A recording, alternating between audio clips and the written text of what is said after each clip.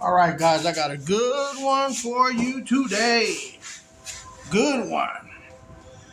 So, just want to thank everybody for the comments, for subscribing. Thank you very much. The comments are awesome. Um, I really appreciate you guys. Please subscribe if you can. I'm going to jump right in. So, this video is going to be about a little bit different. I really had to sit down and think about this one. It's going to be about all the good times that I had while in the federal system. Yeah, hard to believe there were some good times. Um, you know, you the first year you want to, you usually are heartbroken. You're worried about losing your property. You're worried about losing relationships. And by 1 year, all that's already done. By 6 months, all that's already done. So you got about 6 months, 4 or 5 months to heal and just let it go. One of the things my bunkies used to tell me is the minute that you let the street go, the street meaning, the other side of that fence or the other side of that wall, the easier it's going to be for you in here. And you don't really comprehend that when you first start a bid, but afterwards, it starts to settle in, and you start accepting that, you there's nothing you can do about that world out there. It doesn't belong to you anymore. It's like a light switch. You have to turn it off. You turn it off, and things will go a lot smoother for you where you're at. So when I got to FCI Fort Dix, I started doing schooling, and I got a certificate in nutrition, which took a while to do that. Like a little college course type thing, because they had an actual education building, like a real school. I had to take GED twice just because they wanted the fuck with me. But it's okay. So FCI Fort Dix would be the place where I had the beginnings of a turnaround, because I hated where I was at 2 years prior to that. It took me 2 years to make it to my final destination. It took me 2 years of hell, turmoil, abuse, starvation. They starved me damn near to death. And it took 2 years for that period to be over while I was on transfer. I'm sure you guys already know the ones that follow me. So when I got to Fort Dix, I remember one of the cool guards there his name was Lance, Mr. Lance. And Lance was a guard that had a heart. Don't cross him. Don't cross him, because I've seen him drag people off. But he would. The best thing you could do as a guard is give the inmates the benefit of the doubt. Always with the emergency brake on, so to speak, because you're a guard and you're dealing with criminals, and the criminal mentality is a mentality that's dangerous. So I understand, but most of the time, if you're a guard, if you're a CO, a correctional officer, you give somebody the benefit of the doubt. I would say 80% of the inmates would take that and run with it and be loyal. And Mr. Lance was like that. Mr. Lance was definitely a cool guard. He would let me sneak my guitar across the different pods, and which was cool. It was definitely if you needed something, and it was, for example, Christmases would come around, and in Puerto Rican culture, which I'm Puerto Rican, we love music, and we're loud, and we're very lovable musical people. So Christmases used to come around. Mr. Lance would actually let me sneak my guitar into different units, into parties. Like inmates used to have parties. Now, Fort Dix was it was a there were bungalows, like building bungalows. Each building held, I want to say 300 or 400 inmates. I'm not really sure, but it was a lot. There were 4 floors. Um, the cells in the middle of the bungalows for 4 floors, there were 12-man cells, and then you had 4-man cells on the ends, and then on the very end you had 2-man cells. So in the bungalow they would have Christmas parties, and you know there were a lot of Puerto Ricans there, and Mexicans too. Your Mexicans are very music level. They love music, and they love to celebrate Christmas. Everybody celebrates Christmas, but I'm just saying, you know, uh, to have kind of like a live folk kind of performance there with you, it just makes Christmas feel more like, I don't know, home. So I remember though that doing that, and Christmas Day, Christmas Eve, we would all be drinking hooch. Hooch is a rum, like a wine. It tastes horrible. It's oh, I got stuff in my nose. It's a fermented fruit with some sugar and yeast, and it really tastes like soda water, but you and makes you feel good. There's also a thing where you can make it into liquor. You boil that in a bag, and the vapors that come out of that, the bag collects it in the bottom, and it's like pure white liquor. It will burn you all the way down. It's strong stuff.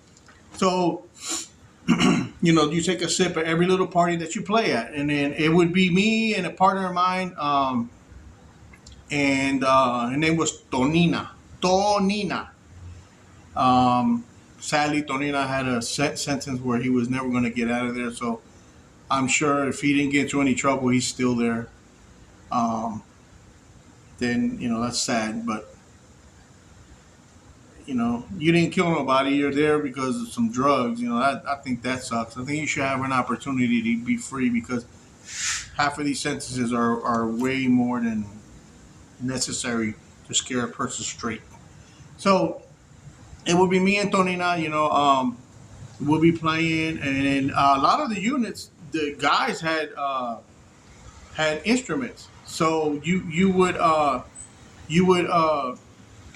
have not only me and Tonina. Me and Tonina were the ones going across the units, but when me and Tonina would be doing, every unit, get another guitarist will join, and another guitarist, and the next thing you know, man, we're making noise. And Officer Lance, he doesn't care. As long as there's no fighting, he doesn't care. And we used to be singing on the top of our lungs, just having a good old time. Christmases were definitely cool in Fort Dix. And then, Fort Dix also for like Thanksgiving, we did a lot of parties for Thanksgiving. The federal system gives you turkey. Like you eat turkey in the federal system also. So that's cool. You'll have something special for Christmas. Usually be like a quarter leg of chicken or pork chop. Pork chops were big on Christmases. And it just got you in the mood. It got everybody there in the mood. Usually Christmases would go without an incident, which was good. Um, you know, another thing that was cool that I had fun in I kind of want to say that I miss it, but I don't want to ever be back there. But it's kind of weird. Was the music room, being able that I was a musician and I could play different instruments. I can play anything from the trumpet, keyboard, bass, guitar, drums, percussion, congas, bongos. I could play everything. Everything. I just got that blessing from God, where a harmonica. I never played a harmonica in my life. I grabbed a harmonica the first time, and just I'm weird.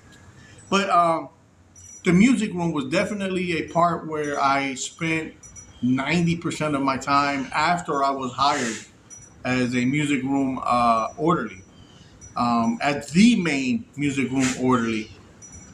It was three of us running the music room for the whole time. I was the so-called, the leader or the lead. And it was awesome. It was just an awesome time, being able to play with the bands and everybody. Music puts a smile on everybody's face. And in the music room, there was a big window where the guys from outside, they were asking us, man, I'll crack the window open. We want to hear them, while. And then on the other side of the music room was the handball court. And right after that was let me not lie, it was the handball, basketball, soccer field, and then the football field, and all the way to the football field. And we had speakers that were ginormous, and we would blast that music room because only the music room was all the way on the other side of the compound. The lieutenant's office is all the way on the other side. He's not really gonna, he'll hear all the ruckus, even though sometimes he'd call down, hey man, y'all need to turn that shit down. I'm on the compound. I can, but most of the time we were good to make noise and have a good time. And so after chow, stand-up count is at 4 p.m. After count clears about 5 p.m. Everybody's eating, and then dinner, chow time, supper time will be over by no later than 6. So by 6 o'clock, I'm already reported to my job. My job was at the music room, and now the bands have 1 hour. Each band has 1 hour before compound closes at 9:30 at night. So 6, 7, 8, 9. You had 3.5 hours. Now there was 3 bands that would play Monday. 3 different bands that would play on a Tuesday. Maybe one of the bands that played Monday will play Wednesday, and one of the bands from Tuesday will play Wednesday, and then a Tuesday band will play. We divided it up so that we had all kind of diversity music going on at all times. Everybody was having fun. So we had a salsa band, merengue band, reggae band, rap group, rock and roll, and then we started to have like a soft rock band. We played a lot of good fucking songs right there. I like soft rock. And it was a fun time for me because my mind wasn't, I let go of that other world, that earth world, the world that I didn't belong to anymore. And now this is my world. So what I would do in the morning when I got to be the lead of the band room, I would go to school in the morning, 8 to 11, and then I would go to work from 6 to 9. So that was my schedule. Now, if there was no holidays or anything, there were birthday parties. People would actually would pay me and Tonina, to go to, it could be anything. It could be like one time we went to an Italian birthday party, and I actually learned how to play a little bit of Italian music. I mean, you have to, I slipped 1 or 2 songs in there, and then I don't know. We learned how to play polka. So it was cool. It makes your mind focus on what you're doing at the time. And then those were the good times at Fort Dix. The good times making friends, in there. And half of these guys will give their life for you.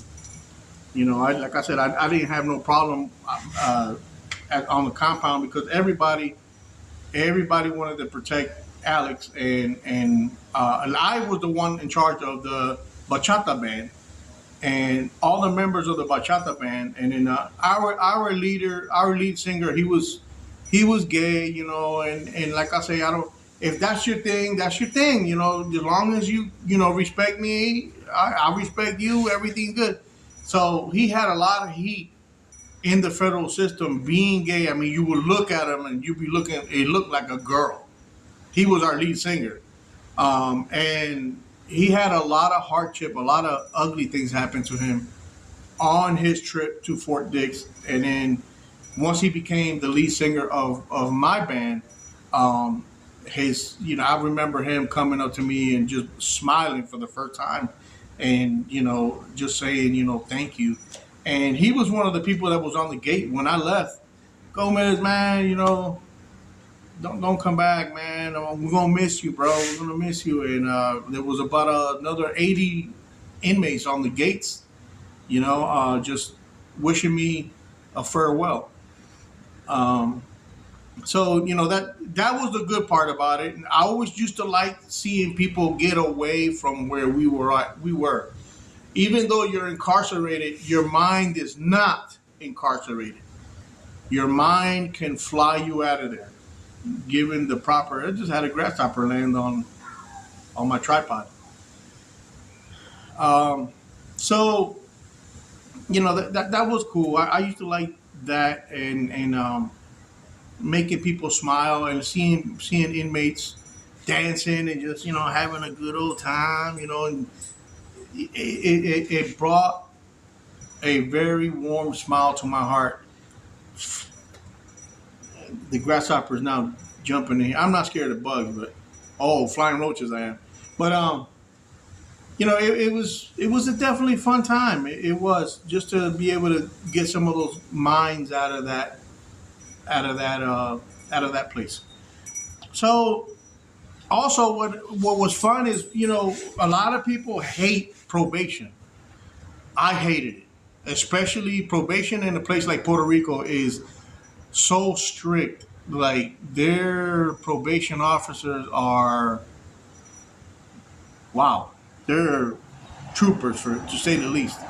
Um, but when I went to the halfway house after I released, I had to do 6 months halfway house, and I got a job at a junkyard.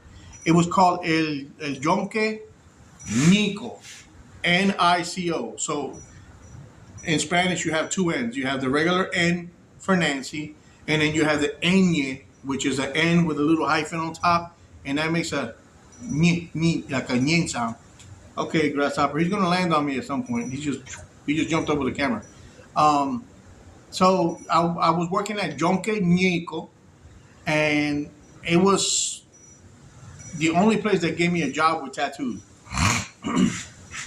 And it was, I was grateful. I'm in the car industry. I was a mechanic. I was an auto technician. I was diagnostic technician. I went to school for being diagnostic technician, pipe bender, all that. So I was at home in the junkyard. All I was doing was taking cars apart. But his but his junkyard was a mess. No computers. He was old fashioned, so he kept everything in a book. And you go up, I need a bumper for a Dodge Charger, and he'd be like, okay, I got, it shows here, hey, Alex, I got two Charger bumpers, see if you can find them. I didn't like that. So I ended up rearranging his whole junkyard. This is one of the biggest junkyards in Puerto Rico. Everything is imported to his junkyard. Like he buys containers full. He goes to New York. He went. He goes to New York once a year. Goes to Florida once a year. Florida or it was another state. I don't remember the other one. And he will buy. He will fill up 4 or 5 containers and then bring them in, and so on. So I ended up rearranging the whole junkyard. I rearranged. I remember I started with the brake boosters. So a brake booster is what makes your pedal on your car soft. And somebody will come. We used to sell them like donuts, like hotcakes. And you would never know what it was. You would have to take the customer apart and go to it was a big pile of them, a mountain. and you're throwing boosters out, you're matching it up to the customer's booster, you're wasting time. So I organized all of them, over 5,000 brake boosters. I welded some angle iron onto the roof of the first floor, and then bought some hangers, and I would label and hang. Now this will be Mazda, Ford, Chevy, Toyota, Hyundai, like that. So now at least we know okay. This is Ford. So boom, we go up to the line. Boom, got it.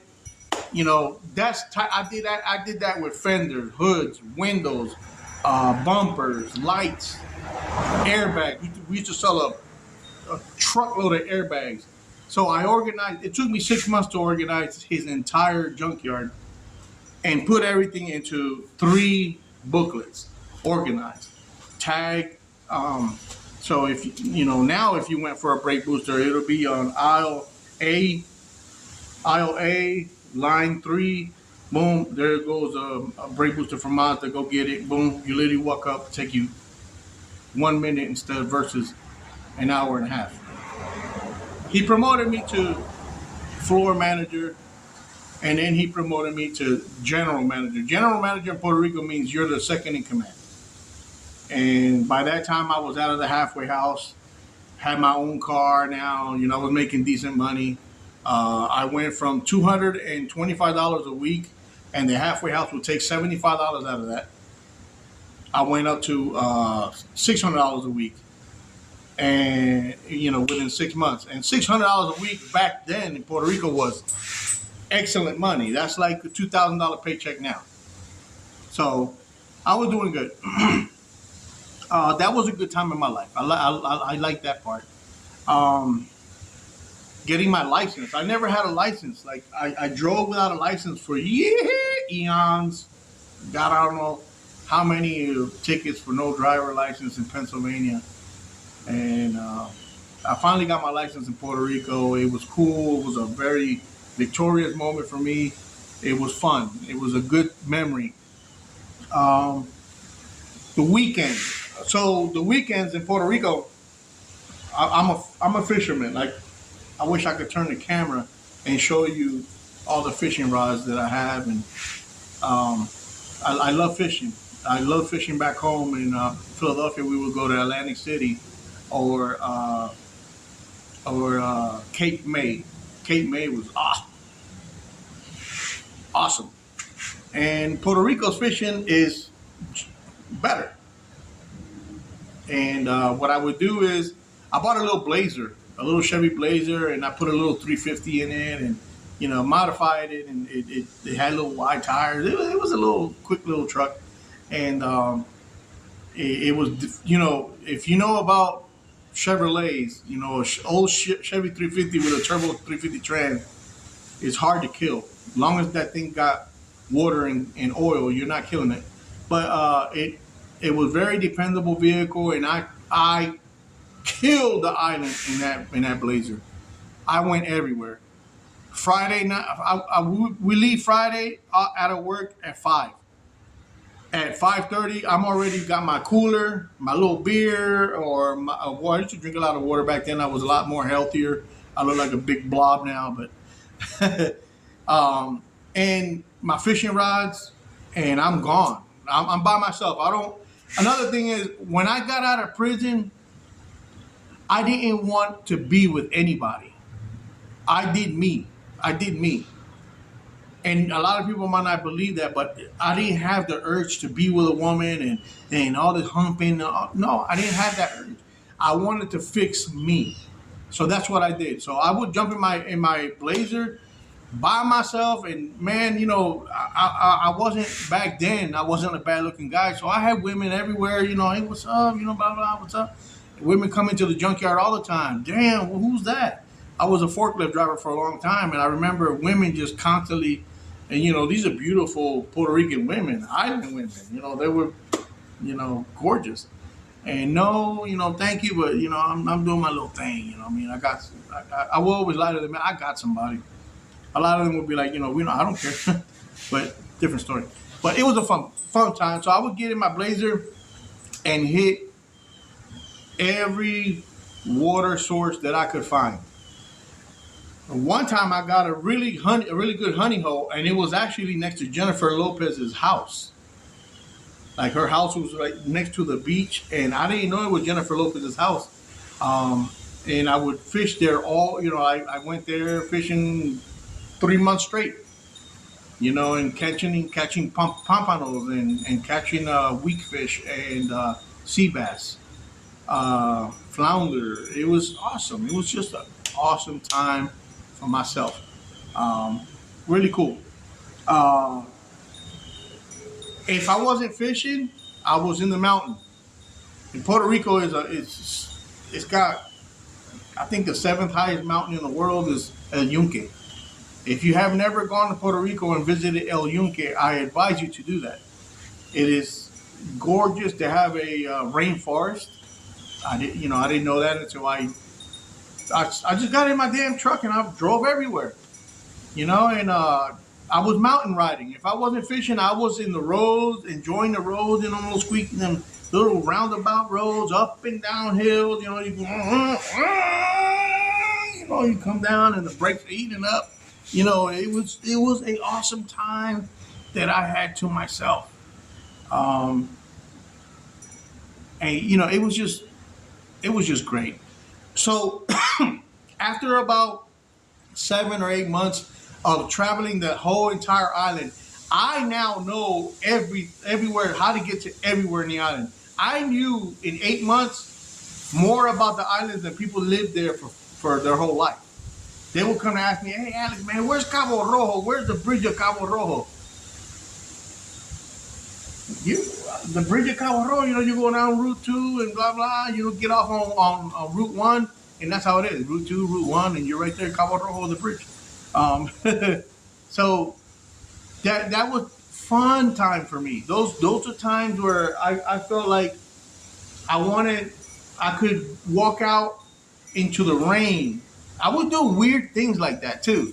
I don't know if people would look at me and they would call me a gringo because I'm not Puerto Rican, born Puerto Rican. I was born in New York, in the Bronx.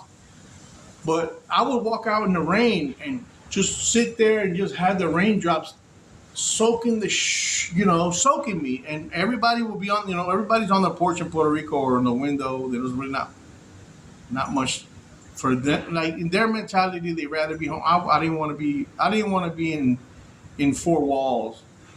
I hated it. The only time I wanted to be in four walls was when I was cooking or sleeping. Other than that, I wanted to be outside. And I would do that often. I would go out in the rain. I didn't care if the vehicle got wet inside. It'll dry. It was a beautiful time for Alex. At that time, I used to love cooking too. So my mom, she would grab you by the ear, and when she started cooking, you stand there and you're gonna learn how to cook. You're not gonna need a female. Which at that time it didn't make sense to me. Being 10 years old, 9 years old, and you got to sit there and learn how to make, pork chops, uh, lasagna, or make meatloaf. It was kind of weird to me, but I thanked my mom later on when I was by myself. Oh yeah, this boy didn't go hungry. This boy know how to cook. So that was. I used to enjoy cooking when I was in my apartment. My favorite part about cooking was baking cakes. I used to bake cakes all the time. I would share it with my neighbors, and that was a way to kind of like connect with your neighbors and let them know, hey, this guy is up here by himself, but he's not a creep, you know. And I just, like I said, I just love doing it. Um, so I have my own apartment now. I have my own vehicle. My good job. My job is paying me good, and I'm doing very well for myself. Um, and then I started to get bored. I started to get a little bit bored. At about 8, 9 months, I started to get bored. So I took on a weekend job. The weekend job was, now Puerto Rico. The police is not. They're not like the United States. police system. They're like a third world country police system. So they don't really. They do checkpoints stuff sometimes. I went through a checkpoint while I was in Puerto Rico. Make sure you wasn't drinking. That was the only checkpoint. Well, no, I went through two checkpoints. One, yeah, I went through two checkpoints, and they're just like, "Oh, did you drink? Oh, okay, go. Wow, you could be." Oh, I didn't drink nothing, officer. And okay, go. You know that kind of shit.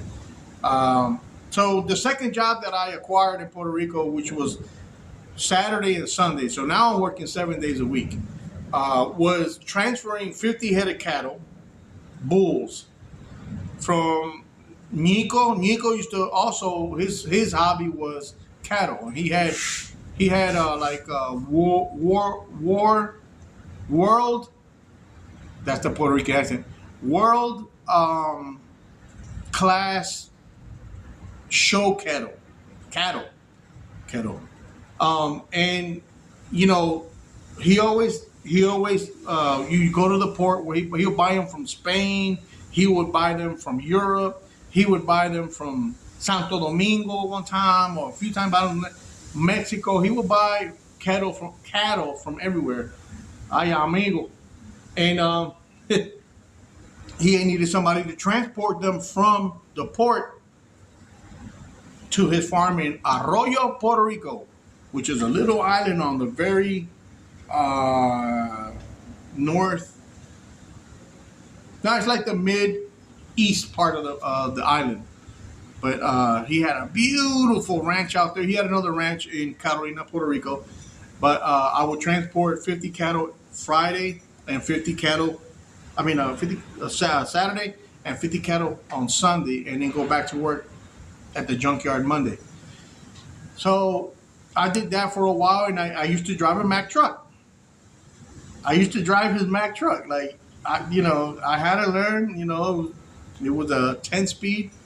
Uh, it, that's how Puerto Rico is. Like, you know how to drive a truck? No. I will just go ahead and drive that one. Okay. That happened a whole lot. They ended up putting a clutch in it, and the Google car just drove by. Like, so it was definitely fun driving that big old truck up hills. There's a part in Puerto Rico called Calle. Calle is very mountainish. It's a very high mountain, and it's got two mountains that look like titties. And then they call them Las Tetas de Calle, the titties of Calle. And I used to pass that every Saturday, and then some Sundays too, because cattle will go to the same destination. But I'm gonna tell you guys a real story, and it's not funny, okay? Because I'm an animal lover, but it happened. So one day while I'm transferring the cattle, I'm picking them up from the port. He bought a goat, and I remember, let me not load this goat on first because the trailer had the cages for the bulls. And now these bulls are, 800, 900,000, 1,200 pound bulls. So he had cages for those, and then they had a small cage for like if you bought pigs or whatever. So I said, I'm gonna leave the goat out for last. So we're running the cattle in, boom, boom, boom, boom, boom, boom, boom, boom. And I forgot about the damn goat.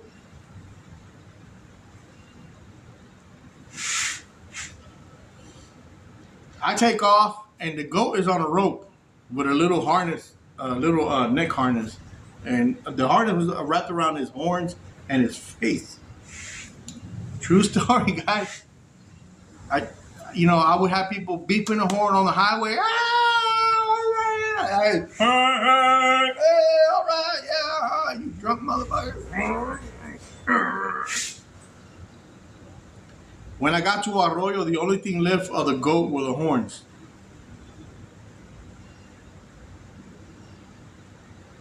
Poor guy.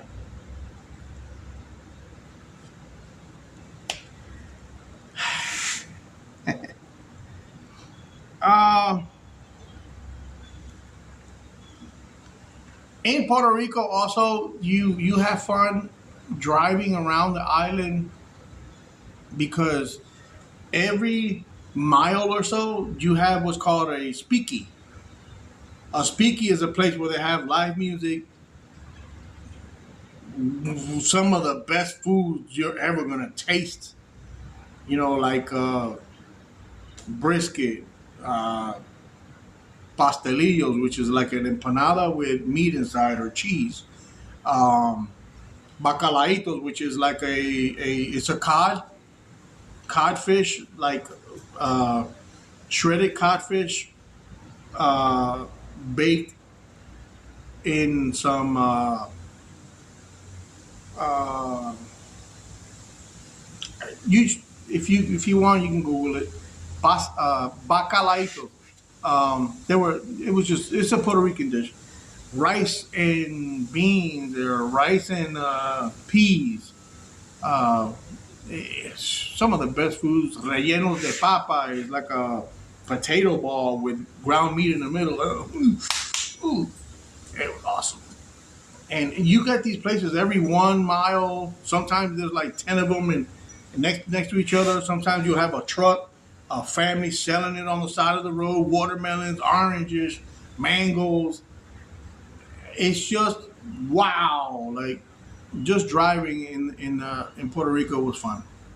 Um, so after about 8 9 months, I started doing my second job. Now I don't have time to go fishing. I don't have time to uh, drive. You know, sometimes at night after work, I will have the energy to get in my truck and go on a little short fishing night trip. But I'm starting to miss home, and I'm starting to get to the point where I'm forgiving people for what they did to me back home. Like when I first got out of the prison system, I wanted to fucking kill. If you want to go back to my video series, Federal Life Part One, you can start that, and you'll see for yourself. Um, and then the number of Part Four, I think it was. You'll see the reason why I wanted to really hurt people back home. I was dealt shit, you know. Sorry if it hurts your feelings, but oh well. For the people that are watching, that are responsible for that. So, you know, I started to miss home, and at this time, I'm starting to urge now to find somebody to be with. You know, now my body's like, okay, I think I'm ready. I'm calmed down enough. I don't want to murder people. You know, so let's let's let's. It's time to you know. So I started thinking about home, and I called my dad. My dad's living in Puerto Rico now, but that wasn't going to change. You know, I love my dad. That my dad was with his fiance.